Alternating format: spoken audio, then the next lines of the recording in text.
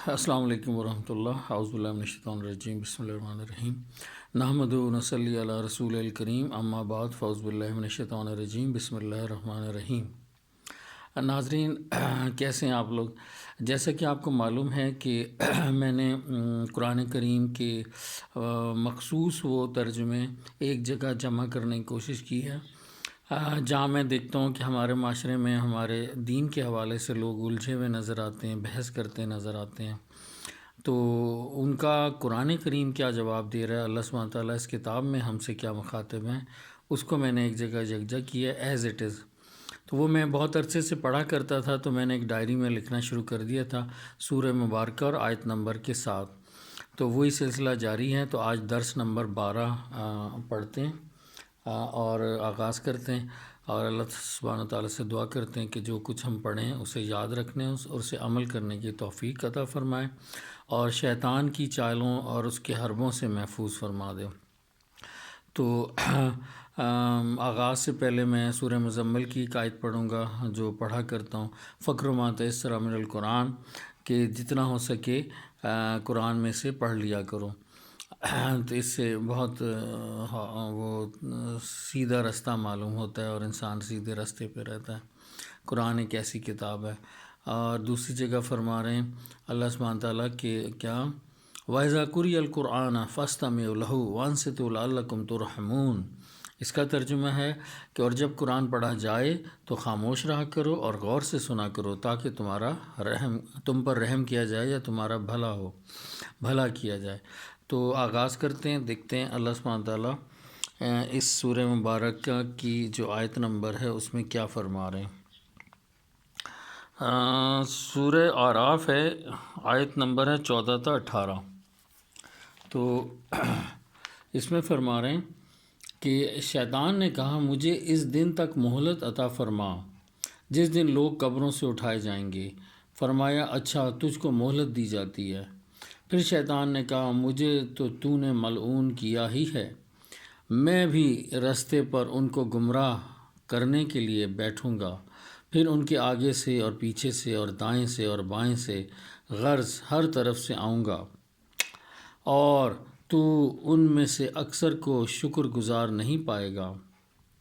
دیکھ لیں آج کل شکر کتنا ہے ہمارے لوگوں کے بیچ میں، وہی اشارہ قرآن دے رہا ہے کہ شیطان کہہ رہا ہے ان میں سے بہت سو کو تو شکر گزار نہیں پائے گا۔ اچھا، اللہ نے فرمایا نکل جا یہاں سے مردود، جو لوگ ان میں سے تیری پیروی کریں گے ان کو اور تجھ کو جہنم میں ڈال کر تم سب سے جہنم کو بھر دوں گا۔ سورہ اعراف آیت نمبر 14 تا 18 کا یہ ترجمہ میں نے پڑھا۔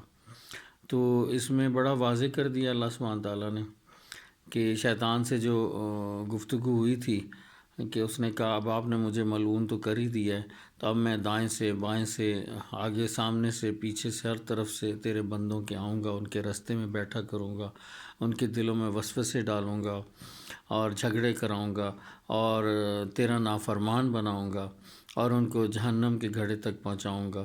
تو اللہ سبحانہ نے فرمایا کہ نکل جاؤ پھر یہاں سے، اور یاد رکھنا کہ تم اور تمہارے رستے پہ چلنے والے جو چلیں گے ان سب کو جہنم کے گھڑے میں بھر دوں گا۔ تو یہ بڑا آسان سا ان کے پاس فارمولہ ہے۔ تو آگے پڑھتے ہیں۔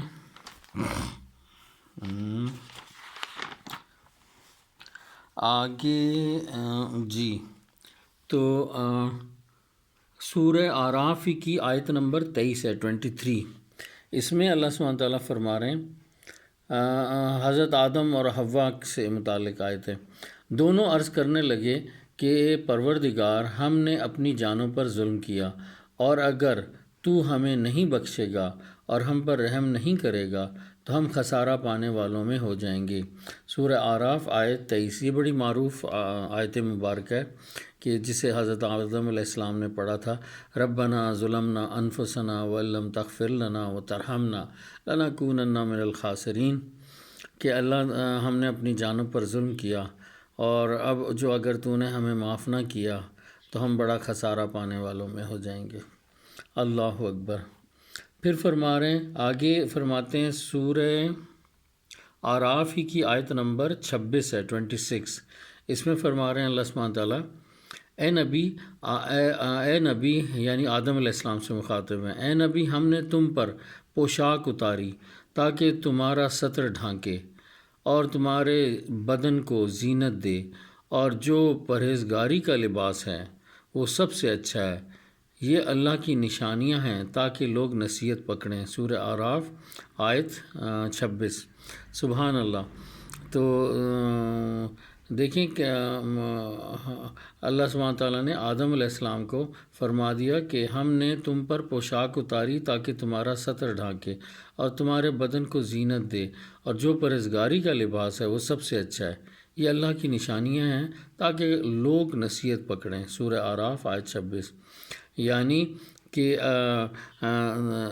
اللہ تعالیٰ نے پوشاک اتاری تاکہ تم اپنا جسم ڈھانپو، نا، ستر ڈھانپو، جو شرم گاہیں ہیں ان کو ڈھانپو۔ تو ساتھ میں فرمایا سب سے بہترین لباس پرہیزگاری کا لباس ہے۔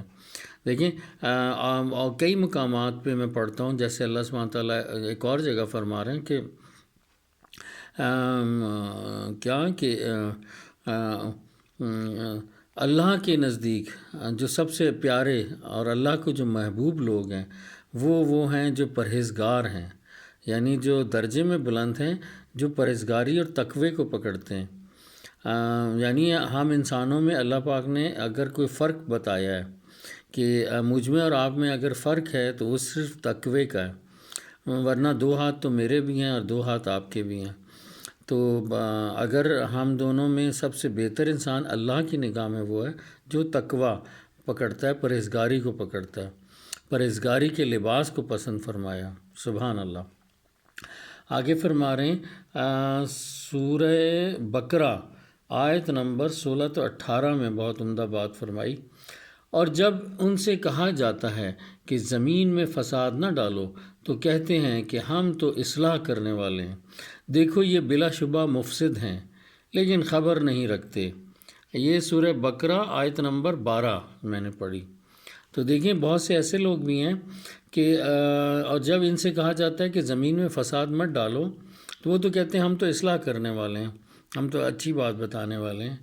تو فرما رہے ہیں اللہ پاک بلا شبہ یہ مفسد ہیں، لیکن یہ خود بھی خبر نہیں رکھتے کہ ابھی آگے ان کے ساتھ اللہ سبحانہ تعالیٰ کیا کرنے والے ہیں۔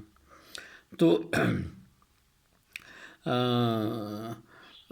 پھر آگے فرما رہے ہیں سورہ بقرہ کی آیت 16 تا 18 میں کہ یہ وہ لوگ ہیں جنہوں نے ہدایت چھوڑ کر گمراہی خریدی، تو نہ تو ان کی تجارت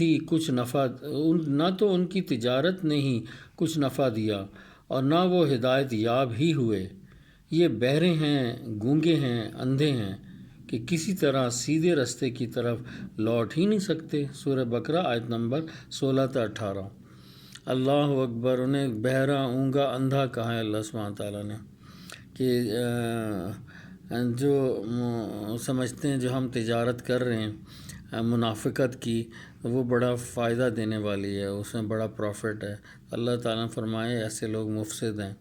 منافقوں کا تو جہنم میں بھی 7ویں درجے زمین کے نیچے جگہ بنائی گئی ہے، تو وہاں رکھا جائے گا۔ تو اللہ سبحانہ تعالیٰ منافقت سے دور رکھیں، غیبت سے دور رکھیں، جھوٹ سے، دھوکہ دینے سے دور رکھیں، اور اللہ کی پناہ مانگا کریں۔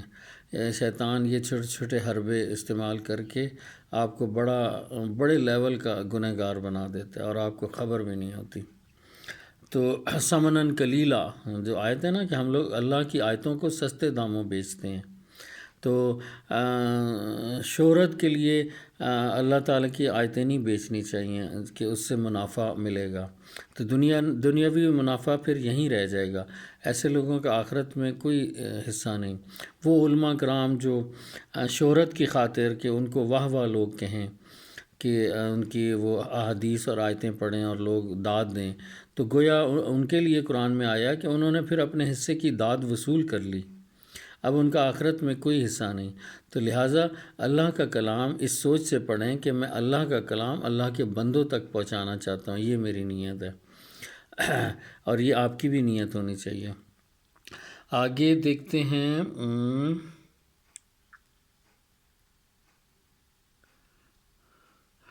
تو سورہ بقرہ آیت 16 تا 18۔ ٹھیک، آج ہم اپنے درس نمبر 12 کا یہیں اختتام کرتے ہیں، اور اللہ سبحانہ تعالیٰ جو بھی پڑھا ہے ہم سب کو اس پر عمل کرنے کی توفیق دے اور اپنے رحم سے نوازے۔ واخر الدعوانا ان الحمد للہ رب العالمین۔ اجیب الدعوۃ الداعی اذا دعان فلیستجیبوا لی ولیؤمنوا بی لعلہم یرشدون۔ ان ربی لسمیع الدعاء ان ربی قریب مجیب۔ سبحان ربک رب العزۃ عما یصفون وسلام علی المرسلین والحمد للہ رب العالمین۔ السلام علیکم ورحمۃ اللہ۔